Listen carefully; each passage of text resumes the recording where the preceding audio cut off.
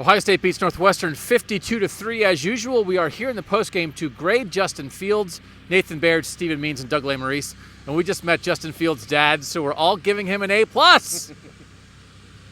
He probably deserves it anyway. Justin Fields, 18 of 23 for 194 yards passing, 4 passing touchdowns, carried the ball 6 times. Actually had a couple decent runs, but actually didn't put up huge rushing yardage. Stephen, what's your grade for Justin Fields as the Buckeyes go to 7-0? In all seriousness, I am going to give him an A. 4 touchdown pass. He didn't have a touchdown run for the first time this season, and it's only the second time he was held under 200 yards.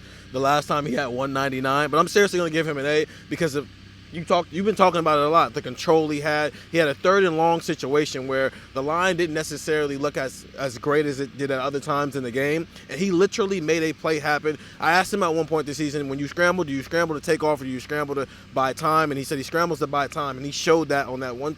I think it was to Chris Olave who he threw it to in a 3rd and long situation to buy time for Chris Olave to get open, and he made a pass on the field to keep the drive alive. Nathan. Yeah, it's got to be an A. Was that a parent-teacher conference that we had out there in the parking lot?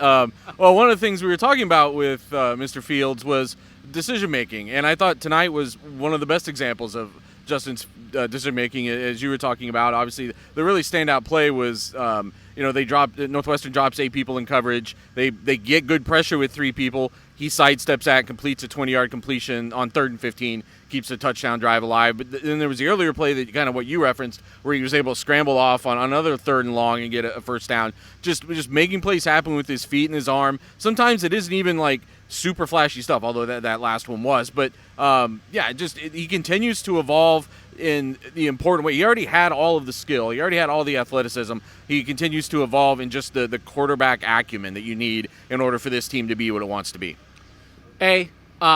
I thought there were 2 or 3 plays tonight where he flashed what he could do if they need him. And early on, it was a little mucked up for Ohio State. I mean, they ended up winning 52-3, but there were some times early when J.K. Dobbins wasn't getting it going exactly. Northwestern did have a little bit of a plan defensively, and he did scramble. He did keep it on a run, on a zone read one time, and I thought that's what it would look like if it really got dicey. And I think there's a game out there. If they're in a game that's a game in the middle of the 3rd quarter, I think we might see a game where Justin Fields runs it 20 times. They just haven't needed that yet. But I thought there was a moment we saw that. I thought there was a moment, as you guys have referenced, the scrambles when the opposing defense plays it right and it still doesn't work.